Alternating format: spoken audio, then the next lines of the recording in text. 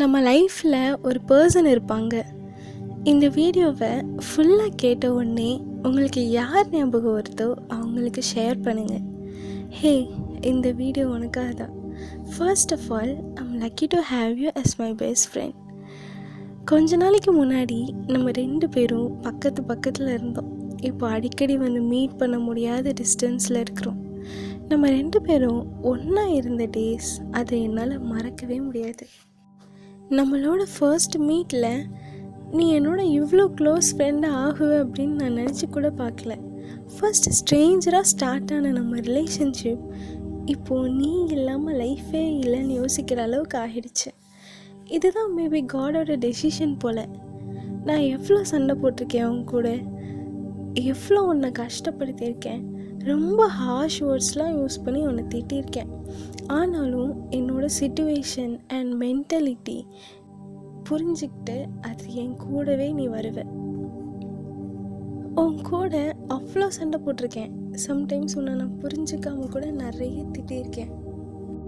எனக்கு உன்னை சுத்தமாக பிடிக்கலையோ அப்படின்னு கூட உன்னை யோசிக்க வச்சுருக்கேன். I am really sorry for that. உன்னை புரிஞ்சிக்காமல் நிறைய சண்டை போட்டிருக்கேன். இப்போ உன் கூட நேரில் சண்டை போட்டு பேசாமல் இருந்து திருப்பி சேர்கிற அளவுக்கு கூட நமக்கு கொடுத்து வைக்கல. என்ன தான் நம்ம முன்னாடி மாதிரி பேசலைனாலும் நம்மளோட பாண்ட் இன்னும் அப்படியே தான் இருக்குது. என்ன தான் நீ என்னை விட்டு வேறு பிளேஸ்க்கு போனாலும் உன்னோட ப்ரெசன்ஸ் எனக்கு ஃபீல் ஆகுது. என்னை சுற்றி உள்ள நிறைய திங்ஸ் எல்லாமே எனக்கு ஒன்று தான் ஞாபகப்படுத்துது. ஒரு நல்ல ஃப்ரெண்டாக அவங்க ஃப்ரெண்ட் தப்பு பண்ணுறாங்கன்னா அதை சரி பண்ணுவாங்க. அது எல்லாமே நீ எனக்கு பண்ணியிருக்க. நான் என்ன தப்பு பண்ணாலும் நீ என்கிட்ட வந்து சொல்லிடுவேன், அது தப்பு, அதை பண்ணாத அப்படின்னு. என்னோடய ஃப்ளாஸ் எல்லாமே தெரிஞ்சுக்கிட்டு என் கூட அட்ஜஸ்ட் பண்ணிவிட்டு என்னை சேஞ்ச் பண்ணிவிட்டு நான் பண்ணுற தப்பு, என்கிட்ட இருக்கிற குறைகள் எதையுமே சுட்டி காட்டாமல் என்னை புரிஞ்சிக்க வச்சு என்னை சேஞ்ச் பண்ண வைப்பேன்.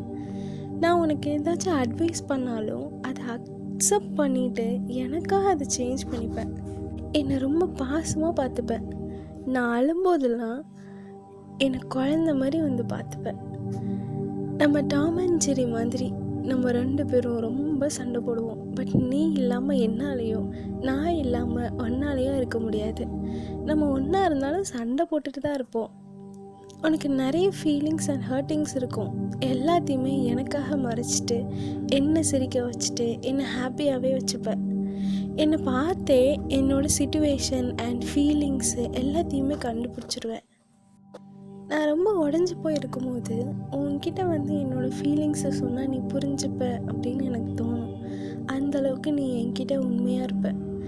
நம்ம ஒன்றா கேம்ஸ்லாம் ப்ளே பண்ணியிருக்கோம், ஒன்றா வாக்கிங் போயிருக்கோம், எக்ஸசைஸ் பண்ணியிருக்கோம், சில பல சேட்டைகள் கூட நம்ம பண்ணியிருக்கோம். மற்றவங்களையும் சிரிக்க வச்சுட்டு நம்மளும் சிரிச்சுட்டு எல்லாரையும் ஹாப்பியாக வச்சுருக்கோம்.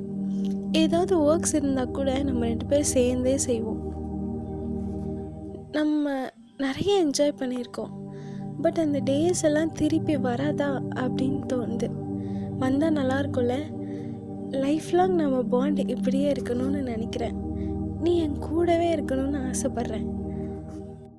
அப்போவோ இப்போவோ எப்போவோ எந்த ப்ராப்ளம்ஸ் எனக்கு வந்தாலுமே அதை ஃபர்ஸ்ட்டு உன்கிட்ட தான் வந்து சொல்லுவேன். நீ உன்னால் முடிஞ்ச அளவுக்கு எவ்வளோ சீக்கிரம் அதை சால்வ் பண்ண முடியுமோ அவ்வளோ சீக்கிரம் சால்வ் பண்ணுவேன். என்னை மோட்டிவேட் பண்ணுவேன். என்னை டீமோட்டிவேட் பண்ணுறவங்கள கண்டிப்பாக நீ திட்டியே விட்டுருவேன். லாஸ்ட்டு வர உனக்கு ஒரு நல்ல ஃப்ரெண்டாக நான் கண்டிப்பாக இருப்பேன். உனக்கு யாரும் இல்லைன்னு நினைக்காத, நான் இருப்பேன் எப்போதுமே. Thank you so much. Miss you lots. Thank you for being my second mother. Bye.